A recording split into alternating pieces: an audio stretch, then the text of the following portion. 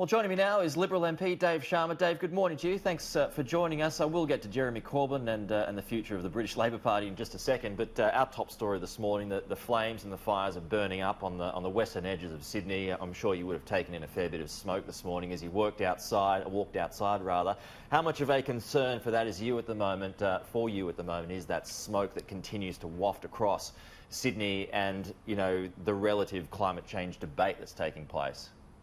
Well, look, I think the smoke and the bushfires are a real concern to me, and I think all Australians. I mean, those who are fighting on the front lines, those whose lives and property are at risk, but also those of us in Sydney who are worried about, you know, their kids' health and the air quality and all those sorts of issues. It's been, you know, a pretty bad bushfire season already in Australia, and I think all the signs are that it's likely to get a little worse yet. Are you satisfied that the government has got it right in terms of its policy? Well, I think, look, our highest priority and our most immediate priority needs to be the response to the bushfires and making sure that the states and the Rural Fire Service and the other bodies on the front line have the support, the resources and the morale they need to continue doing the great job that they're doing. But look, longer term, you know, climate change is a relevant factor here, and I think the Prime Minister's said as much, rather. It's one of a number of factors here, but, you know, we've got talks underway this weekend. They've gone longer than we thought in Madrid on the next sort of Paris commitment period and how we implement those Paris targets. And this is a problem that we can only address globally. Yeah, and how difficult is it to have that debate at the moment, to have conversations about it when you've got, you know, two sets of people from different sides, you know, of the political spectrum, I suppose, getting so passionate about it? You know, quite rightly to an extent, but how hard does that make it to achieve, like, you know, a middle ground?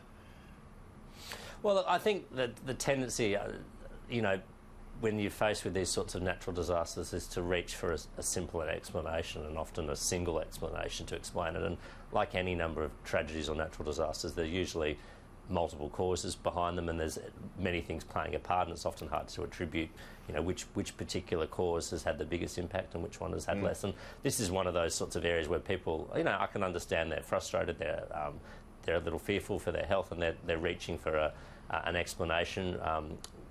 But there's multiple things going on here. There's a prolonged drought. There's, you know, unfortunately, there's been attacks of arson. There is climate change playing a role here. There's also the particular weather patterns and weather conditions that are involved here as well. So this is not something that we can ascribe responsibility to easily, and it's not something that we can address overnight. I mean, climate change is a challenge that's faced by all countries of the world, and it's a global phenomenon that requires a global solution. Yep, Dave, the mid-year economic outlook will be released later on today. A report in the Australian today suggesting a $30 billion write-down in terms of the surplus. Does that make you nervous? Well, I think we face a tough global economy and tough global economic headwinds, and obviously, you know, I've read the report in the Australian. I'll wait to hear what the Treasurer has to say later about this, but it doesn't surprise me. I think all the indications are from the IMF and the World Bank and the OECD that the global economy has been slowing. You know, volumes of trade are low. The trade war between the US and China, which now looks to be on its way to resolution, which is a great thing, has been a real brake on growth. But I think, you know, our commitment to deliver a surplus remains strong, and I think you'll find that the figures indicate that real wages continue to grow, that household disposable income continues to grow. So in a tough global economic climate, I think the Australian economy is performing quite well. Does this increase pressure to bring forward projects for stimulus?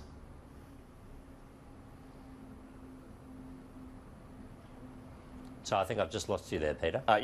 Does this increase pressure in terms of the government trying to bring forward projects to kind of, you know, stimulate the economy? Well, look, I think this is always something we need to keep under review, but I think there's a number of things that have already happened that are stimulating the economy. There's been, you know, the stabilisation of the housing market since the election, and the wealth effect that has tends to increase consumers' confidence to purchase and to consume. We've had the tax cuts which have already been delivered into people's pockets, which is delivering a stimulus as well. Improvements in the terms of trade and the growth in net exports, that's another stimulus to the economy. So this is something you always keep under review. The government did just announce bringing forward significant infrastructure spending just in the last month, and I think this is something that the Treasurer, the Prime Minister and the NRC will continue to keep under close review. But the commitment to surplus remains a strong one. Dave, I'm sure you were watching Britain very closely over the weekend. Jeremy Corbyn, he's still hanging on. He said last night that he actually got it right with his policies. What are your thoughts on that? Oh, look, I think this is astonishing, and I think that, the single biggest illustrator of this is the fact that in 40 years now in British politics, there's only been one Labor leader who's been able to win elections, and that's Tony Blair, and that's going back 40 years. And his own constituency of Sedgefield was lost to the Conservatives in this last election. So I think that tells you that Labor in the UK has some serious soul-searching to do, because they're clearly not commanding, the middle of politics in the UK, and they're not in an election-winning position. So, I'll leave the post-mortem to them, but I think if they fail to learn the lessons of this election, they're going to continue to relegate themselves to opposition for many years to come. What do you make of the trend that has definitely been taking place, in global politics? Well, I suppose ever since 2016, when Conservative governments, not just in the US, but also here this year and also in Britain, what do you make of that trend, Dave, as opposed to, Conservative governments as opposed to progressives? Well, look, I think it's hard to, it's tempting, but it can actually be hard to draw a trend line. I mean, in Canada and New Zealand, for instance, we've shifted from, Conservative governments to progressive governments, the other countries in the English-speaking world that we often look to as a reference point. But I think there's certainly some similarities between, I think, the UK and Australian politics, and I think you see it in terms of the primary vote of the major parties, and you see it in terms of the constituencies that the Conservatives in Britain have been able to capture, similar in many respects to the constituencies that our government was able to capture at the last election, outer suburban Australians, or Wokington man was the term used in the UK.